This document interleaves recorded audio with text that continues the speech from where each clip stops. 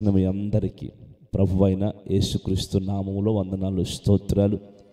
ఈ అరుణోదయాన్న ప్రభు పాదాల వద్దకు చేరిన మీ అందరి జీవితాల్లో నా ప్రభు విశేషమైన కార్యాలు జరిగించును గాక. ఆమేన్. మనసారా మిమ్మల్ని అందరినీ ఆశీర్వదిస్తూ ఉన్నాను. ఎందుకంటే వేకువజామునే దేవుని పాదాల వద్దకు చేరడం అనేది మన జీవితాలకి దేవుడు అనుగ్రహించిన గొప్ప ధన్యత. ఎంతోమంది ఈ ఉదయాన్ని చూడలేక కాలగర్భంలో కలిసిపోయిన జనులు ఎంతోమంది ఉన్నారు. కానీ ఈ రోజున నిన్ను, నన్ను, మనల్ని ప్రేమించిన దేవుడు ఆయన్ని స్తుతించడానికి సజీవులుగా అంటే బ్రతికి ఉన్నవారుగా దేవుడు ఉంచాడు. ఆమేన్. ప్రియులారా, ఈ దినం ఒక చిన్న వాగ్దానాన్ని ఎందుకంటే సమయం సరిపోవట్లేదు, గంటలో స్తోత్ర ప్రార్థనకు సరిపోవట్లేదు, సమయం పెరుగుతుంది, అంశాలు పెరుగుతున్నాయి, ప్రతిరోజు అంశాలు పెరుగుతున్నాయి. అందుకని చిన్న వాగ్దానాన్ని తెలియచేస్తాను. చూడండి, ఇర్మీయా పుస్తకం 10వ అధ్యాయం 2వ వచనం.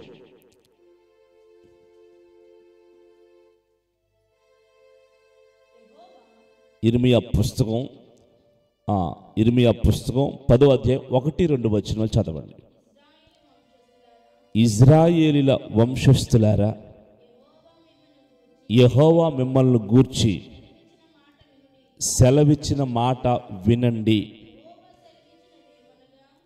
సెలవిచ్చినది ఏమనగా, అన్యజనముల ఆచారములు మీరు నభ్యసించవద్దు.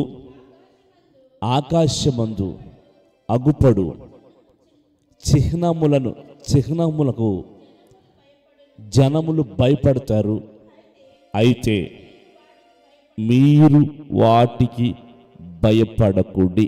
ఆమేన్. ఆఖరి మాట, మీరు వాటికి భయపడకండి. నోట్ చేసుకో. ఇప్పుడు నా వైపు చూడండి. ఈరోజున ప్రియులారా, దేవుడు లోకములో ఉన్న ప్రజలకి, దేవుని ప్రజలకి ఉన్న వ్యత్యాసాన్ని దేవుడు ఇక్కడ తెలియచేస్తున్నారు. మీరు వినండి బాగా. దేవుణ్ణి ఆరాధించే పిల్లలకి ఉన్న, దేవుణ్ణి ఆరాధించే బిడ్డలకు ఉన్న నిరీక్షణ వేరు, ఆధారం వేరు. కానీ దేవుణ్ణి ఆరాధించకుండా లోకములో బ్రతికే జనులకు ఉన్న ఆ నిరీక్షణ వేరు, ఆధారం వేరు. అంటే వాళ్ళు ఏ నిరీక్షణ లేకుండా, ఏ ఆధారం లేకుండా వాళ్ళు బ్రతుకుతారు. ఏదో గాలికి బ్రతికినట్టు, గాలికి జీవించినట్టు, ఎటు పడితే అటు వెళ్ళిపోయినట్టు, ఎవరు చెప్తే దాని ప్రకారంగా వెళ్ళిపోయినట్టుగా లోకంలో ఉన్న ప్రజలు ఉంటారు. కానీ మన దేవుడు, మనం ఆరాధిస్తున్న ప్రభు, తన ప్రజలు ఏ దిశగా నడవాలో, తన ప్రజలు ఏ మార్గం గుండా వెళ్ళాలో, తన ప్రజలు దేనికి భయపడాలో, ప్రజలకు దేనికి భయపడవలసిన అవసరం లేదో అన్నిటినీ తేటగా, సూటిగా మనకు తెలియచేస్తారు. Praise the lord.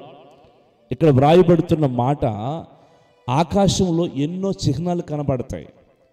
అన్ని జనులు ఎన్నో విద్యలు అభ్యసించి ఆ విద్యల ప్రకారంగా ఏం చేస్తారు తెలుసా?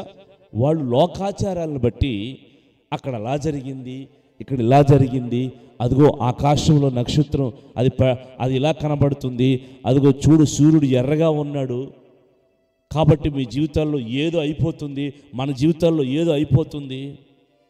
నా కుడి కన్ను కొట్టుకుంటుంది, ఎడం కన్ను కొట్టుకుంటుంది, కుడికాలు అదురుతుంది, పిల్లివేలు ఏం చేస్తుంది, గిలగిల కొట్టుకుంటుంది, ఏదో అయిపోతుంది అని అన్ని జనులంట భయపడిపోతారంట. కానీ దేవుడు అంటాడు, ఇదిగో నా ప్రజలారా, మీతో చెప్తున్న మాట, వాళ్ళు భయపడతారు, కానీ నేను మీతో చెప్తున్నాను, వాగ్దానం చేస్తున్నాను, ఆ గుర్తులకు, ఆ చిహ్నాలకు, ఆ జరిగే చర్యలకు మీరు వాటికి భయపడవలసిన అవసరం లేదు. ఆమేన్. కారణం ఏంటంటే, సృష్టికర్త అయిన దేవుణ్ణి నేను మీ పక్షముగా ఉన్నాను. దేవుడు వాక్యం ఏంటి తెలుసండి? నక్షత్రాలను చేసినప్పుడే దేవుడు దానికి చిహ్నాలు కూడా చేశాడంటండి. Praise the Lord. బైబిల్ స్టడీలో చెప్పాను ఒకరోజు, నక్షత్రాలను చేసినప్పుడే దాని చిహ్నాలు, దాని గుర్తులు కూడా ముందుగానే నిర్ణయం చేశాడు. అది దేవుని పిల్లమైన నీకు నాకు జ్ఞానం ఉంటే అక్కడ ఏం జరిగినా నువ్వు భయపడవు. కానీ అన్ని జనులకు ఏం లేదు, ఆ జ్ఞానం లేదు. Praise the lord. వాటి గుర్తులు, వాటి చిహ్నాలు, వాటి యొక్క గమనాలు అన్ని జనులకు తెలియదు. వాళ్ళు ఏదో అనుకుంటారు. కానీ నీ దేవుడు, నా దేవుడు, ఆయన సృష్టించిన సర్వ సృష్టి మీద జ్ఞానాన్ని కలగచేసి నీతో మాట్లాడతాడు. ఆయన ఖచ్చితంగా నువ్వు ఈ లోకంలో జరిగే ఏ భయంకరమైన విపత్కరమైన పరిస్థితులకు నువ్వు భయపడవలసిన అవసరం లేదు.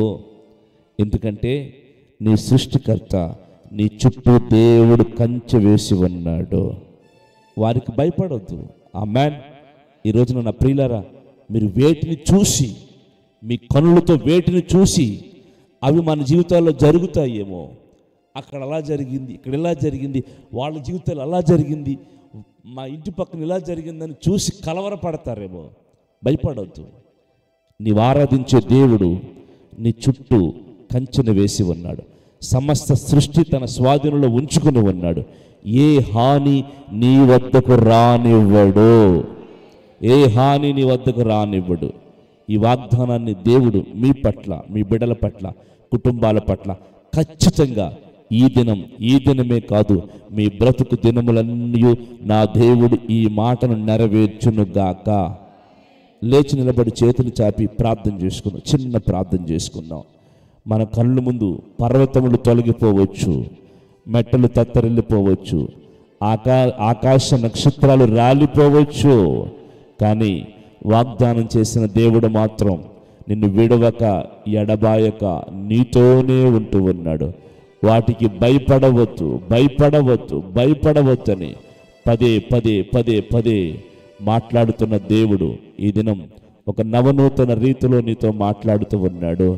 జరుగుతున్న పరిస్థితులు లోకములోను, ప్రపంచంలోను, ఆకాశంలోను, భూమి మీద ఎన్నో విపత్కరమైన పరిస్థితులు జరుగుతూ ఉన్నాయి. వాటిని చూసి నువ్వు భయపడవద్దు. నిన్నొక ప్రత్యేక రీతిలో నడిపించబోతున్నాను.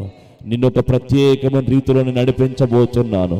నా జనులారా, భయపడకండి, ధైర్యంగా నివసించండి. మహిమగల తండ్రి, పరిశుద్ధుడా, ఈ ఉదయకాలమున స్తోత్రాలు నాయన. మమ్మల్ని అందరినీ జ్ఞాపకం చేసుకొని నడిపించండి నాయన. దేన్ని చూసి మేము భయపడక, కలవరపడక, ధైర్యపాత్మతో నిలిచే కృప మీరు దయచేయండి తండ్రి.